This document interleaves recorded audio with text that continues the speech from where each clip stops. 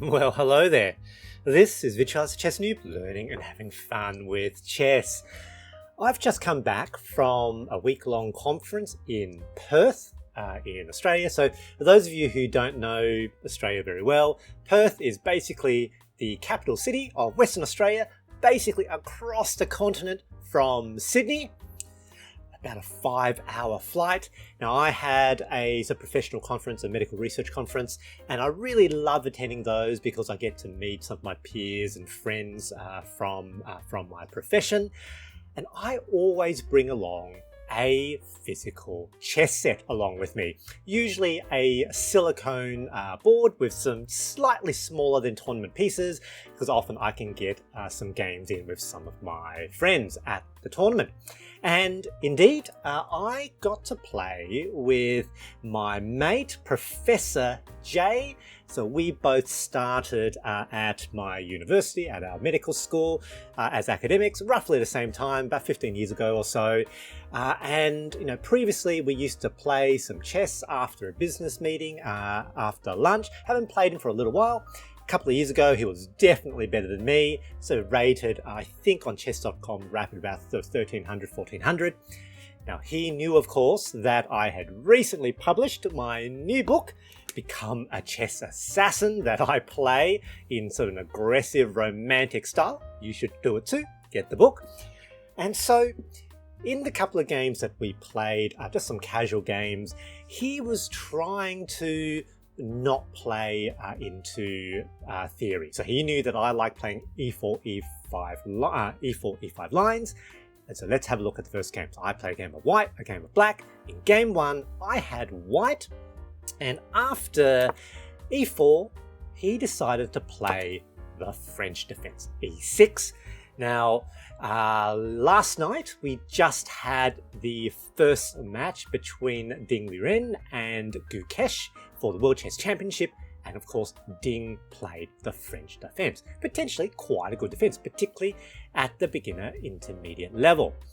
Now, I played these games, I approach it with the romantic style, looking for tricky, clever attacks, but also making use of some psychological play. So I know that what he's trying to do is to play out of theory. I also know that he doesn't usually play the French.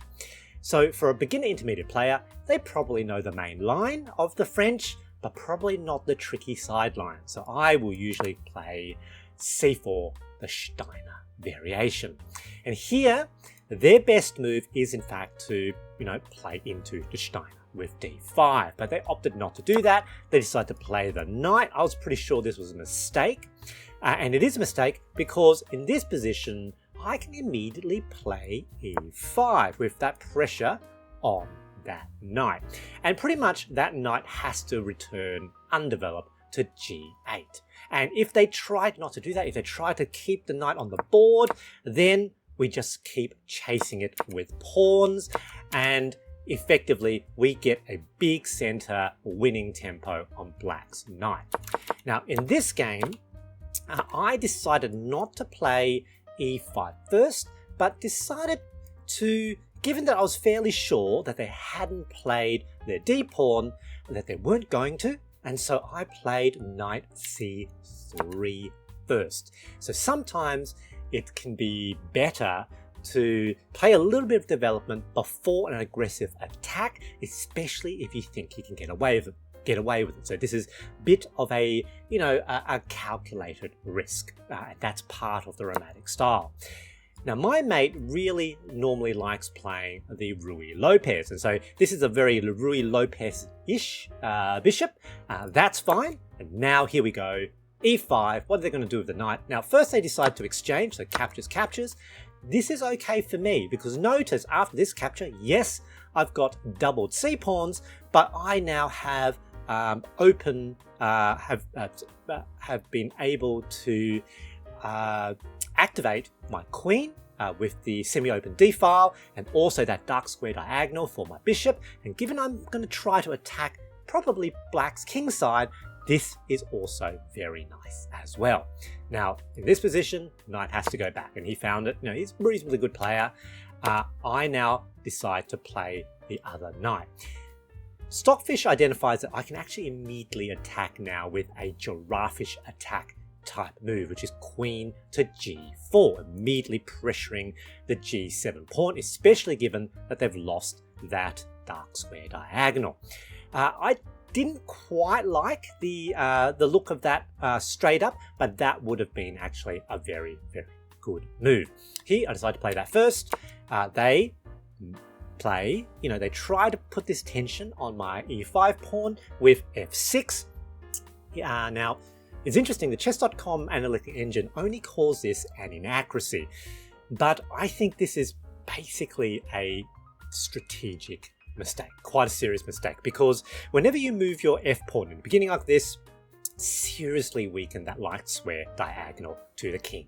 I saw that in the game, and so immediately bishop to d3, lining up my light square bishop and the queen potentially to attack down that light square diagonal. Alright, they take. That's a mistake. I capture with a knight. Stockfish says that way is better, but I thought, knight with an attack on the f7 square is good. Here, it's a blunder, and I believe, yep. So at high depth, Stockfish says that there is a checkmate in no more than 12 moves. And it all has to do with this weak light square diagonal. Check. They have to block. This way, because if they did any other move, then that would basically be a mate in one. However, with this block, I take with that light square bishop, captured once again with check. They cannot take this way, because if they did take this way, check, and basically the king can either go here or here, but in either square, that would be mate. So they can't take that way. So after check, king has to move. King moves here. Now on the dark squares, my dark square diagonal now attacks the king. Check. They capture, but it's all over. Check. King forced to move, and that is mate. Checkmate in 13 moves. Massive attack on the king side. I was really happy with this game. Let's now look at game 2. Game 2, I have the black pieces. Let's switch that over. And once again, my mate didn't want to play an e4, e5 game, and so they led with d4. And probably maybe aiming potentially for a Queen's Gambit type line. But against 1d4, what do I always do? e5. England Gambit, because with the England Gambit, the only way that white maintains this ostensible advantage is they have to accept the gambit, and of course playing into my system. If white plays anything else, and in this game, my mate decided to, yes, play a Queen's Gambit-like line, ostensibly a mistake, but it just goes back to 0-0-0, white gives up any advantage they have. So they play c4, I capture this way, and now they play a slower, more defensive game, developing the king's knight first, looking like they want to take back the pawn with the knight rather than with their queen. That's fine. I develop my knight, they take, and in this position, I start playing some tricky psychological moves. So in this position, effectively, we've transposed from the England Gambit, so the England Gambit, to the English opening. And it's interesting because in the last game, it actually transposed from the French to the English as well. Now here, basic opening principles would suggest we should just develop a minor piece. So here, knight is good, or bishop to c5. They're the best moves. However, we're playing a romantic style. We're gonna try to make use of some psychological play. So in this position, I play bishop to b4 check. Now, what's the idea here? Well, firstly, I'm inviting white to make a potential blunder. So let's say they decide to block that check with knight to d2. Not very likely to happen, but it could happen. In that case, they lose the vision on their knight, and I win that knight. Now, their best move is to counterattack by blocking with the bishop, because I can't take this way, or if I did, they get to take my bishop captures bishop. So even though they lose, vision of their knight with their queen, that is their best move. But my logic here is that if they did do that, I'm going to slide my bishop back to c5. So why make this shuffle? Why not play queen c5 straight up? Well, my target here is to potentially make an attack on white's f2 pawn. If I play bishop c5 just straight up, that's really obvious that I'm trying to hit that f2 pawn, particularly once you get into the intermediate level. However, by playing this with check, let's say they play the bishop here and being forced to slide the bishop back, it obscures the fact that that was what I was aiming for. And so this sort of psychological ideas often do work. And let's have a look at this game, because in fact, it worked in this game. Now in this game, they decided again to play a more passive, less confrontational style. So they decided to block the check with their knight. Not the most accurate move. Now because I did it this way, I don't need to pull the bishop back right away. I develop my knight. Here, once again, this Rui Lopez-ish sort of position. This is potentially all right because this now actually gives me the potential use of that sacrifice. All right, I pull that bishop back. And can you see what I'm trying to do? Bishop sacrifice with check, king here, knight jumps forward, unpinning the knight with an attack on their bishop. So let's see what happens. So in this position, you can see rather than bringing the bishop back, Stockfish says a number of moves are okay. Potentially even trading is fine, or giving the bishop a kick. So that is potentially good as well, or maybe just short castle. They now decide to capture this way.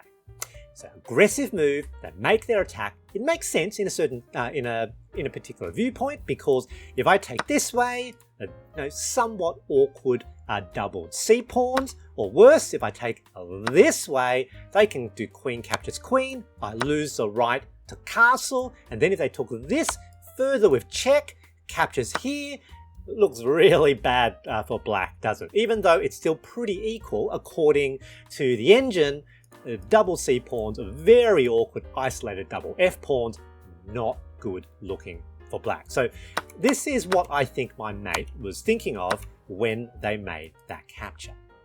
But however, I now have bishop captures the f2 pawn, sacrifice with check. You can see Stockfish doesn't like it. Stockfish doesn't like it. It doesn't like it because if white plays very accurately from this point onwards, they refute the attack and they just enter a middle game up material. However, they have to play very accurately, and in this position, I think it's okay actually for black, because black has an absolutely massive initiative. King captures. White feels like they are losing, even though in fact they are doing fine. Knight leaps forward with check, and this is now a critical position for white. White's king probably back to one of these two squares. The only correct move is king back to e1. That is their only correct move, because after captures in this position, they can pull their knight back. And yes, I can, threaten potentially a mate like that, but knight now jumps back and I don't really have anything. I can give a check, king is here, and there's nothing. Yes, their king is in a pretty awkward looking position, but they're up +2 and they're fine. So this is what white had to find. They didn't find this. As I said, this is the critical position for white. Very naturally, in fact, when I look at the Lead Chess Community database, happens about half the time. The king tries to run to the king side. Obviously the king moving out at the center. Seems like it makes sense, seems like it's good, but it's a blunder, because after queen captures, I now have a double attack. There's the surface level obvious attack, which is one of these pawns is attacking that knight, and that's where their eye is focused on, because they don't want to lose material. A somewhat more subtle thing to take note of is that very weak dark square diagonal, that is mate. and white cannot defend both the knight and defend against mate with a single move. So their best move here, I think, is to move the queen to that position. I think they don't see it. They pull the knight back, trying to save material. Queen, e3, mate, good game, GG. The big takeaway from these games is that the romantic style isn't just about relentless aggression. It is the weaving together of opening tactics, taking advantage of your opponent's inaccuracies and mistakes, and also making some calculated risks, taking into account of psychological factors. I hope you enjoyed this video, and thanks for watching.